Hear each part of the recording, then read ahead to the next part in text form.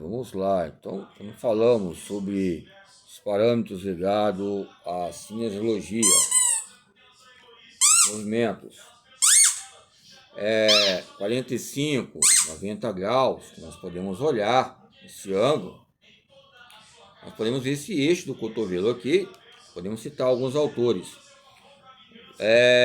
Alguns autores da América do Sul, né, que relacionam o Jorge Jesus.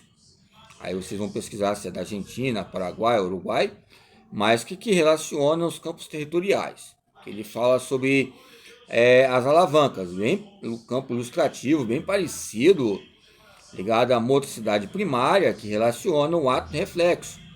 Quando o plexo, né, que é o nosso braço ou pé, o plexo, que alguns autores da anatomia falam plexo, que vai ancorar alguns campos determinantes. Mas quando eu falo sobre cinesiologia, vamos estudar sobre o movimento. E quando falamos sobre movimento, fica uma questão. O que é motricidade? O que é cinesiologia? É isso no movimento.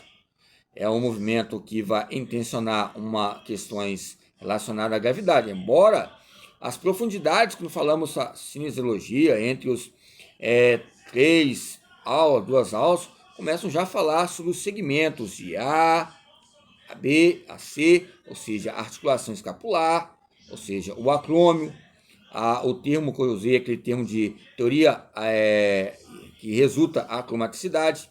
Eu falo que a cinesiologia ela pode nos explicar o campo isométrico e isocinético. O isométrico é uma avaliação estática, ok? Então, o isométrico é uma avaliação estática e a avaliação constante, dinâmica, é a força isotônica.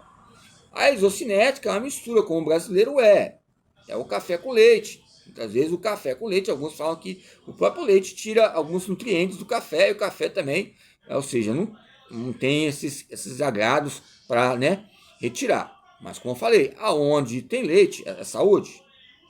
Aonde tem um movimento ligado a 90 graus é exato, é ciências exatas. São fatores que eu vi os alunos perguntando ali, um professor. Não vou colocar entre esses campos verpentes, mas relaciona se há um padrão relacionado. É lógico que há vários parâmetros que vão intercalar um exercício. Primeiro, que também significa a série, a repetição, volume e intensidade. O que é série? A série é questões que vai relacionar o volume. A repetição vai, ou seja, enfatizar a intensidade. Mas podemos mudar e modificar, podemos aumentar a intensidade na série e aumentar o volume. Nós podemos fazer como um tipo de brincadeira, que é algo sério, usar o volume e a intensidade com variáveis. Lembra que eu falei sobre a articulação do joelho, leg press? Quando você olha ali aquele ângulo, quando você vê aquele joelho, colocar naquela posição assim, só você fechar e fazer tipo uma caneta, uma régua, ou um campo típico de antropometria, que você vai analisar ali as questões importantes que relacionam 90 graus, 45 graus, 180 graus, e você vai somando, vai vendo resultados, mas a questão é essa, pelas pesquisas maturacionais, em conversas com os colegas, desde várias academias, Vitória, Vila Velha e outros municípios, ficam aquém. É lógico que é uma estimativa, algo que coloca uma estatística média. Por quê? A questão é que ela é estática, a posição é estática, você vê. Mas você sabendo também, vai ter um bom senso, com uma frequência máxima.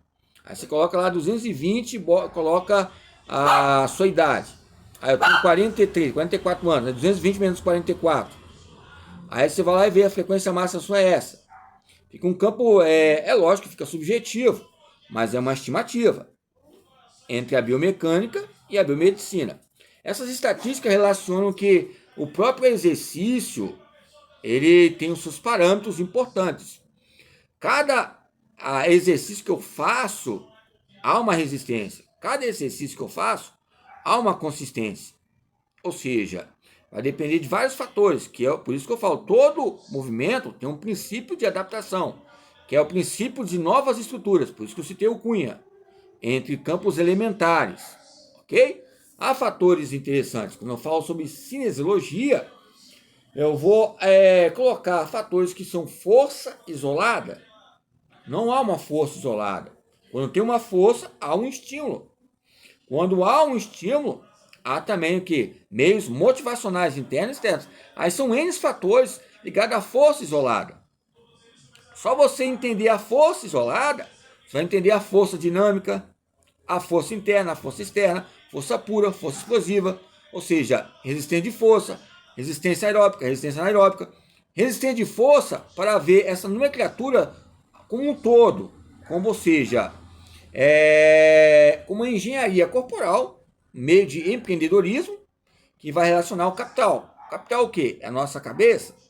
Capital o quê? É o que nós pensamos? É lógico que não falamos sobre o ponto A, B até a C, e também outros parâmetros que vão relacionar ao nosso corpo e o tronco, e esses eixos ligados ao eixo sagital, ao eixo anterior-posterior, o eixo transversal, vai haver o quê? Uma cinesiologia que vai exportar a palavra motricidade humana. Ok? Nessas questões importantes que relacionam. Então, quando eu falo sobre desporto, sobre exercício, eu estava falando sobre Jesus e estava falando sobre o quê? As questões de passos que quem fez alguns jogadores de futebol, alguns jogadores que marcaram na época, que aí colocou o Zagallo e o Garrincha.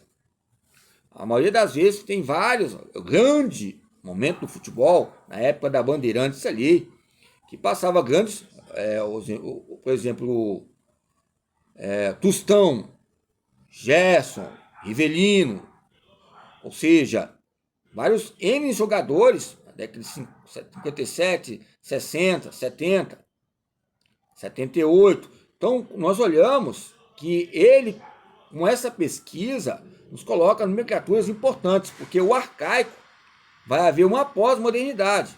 E a pós-modernidade vai haver também, a cada dia, um movimento novo. Esse movimento vai haver princípios de micro-rupturas. E essas micro-rupturas vai haver fronteiras e canais ligados ao exercício. Okay? Por isso que eu coloquei a atividade humana. A atividade humana para relacionar o quê?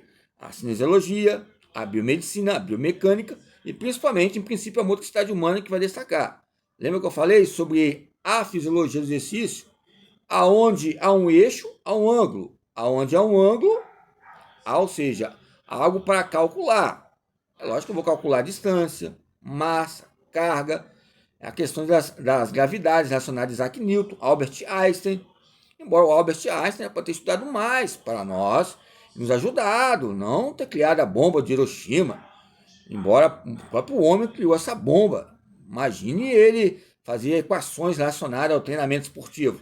E havia um desempenho grande? É lógico que até hoje tem várias equações que nós destacamos relacionado ao deslocamento, à velocidade, à distância, à força máxima, às repetições, e esses cálculos vão nos focar em relacionar uma força absoluta que vai condicionar que eu sou um ser que muitas vezes tenho fragilidade para haver uma aceleração e uma desaceleração, um deslocamento, um ponto inércio, e esse deslocamento vai haver uma distância, uma velocidade e uma potência.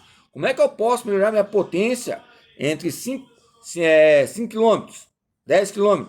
Esse deslocamento ligado à velocidade e agilidade e potência, tem que haver um treinamento de força, que está ligado à alavanca e outros parâmetros importantes, ok? Então, eu deixo para vocês essa questão, ok? Que nós podemos efetivar as questões importantes entre o treinamento e a essência que coloca entre diâmetros e as unidades motoras, coisa simples.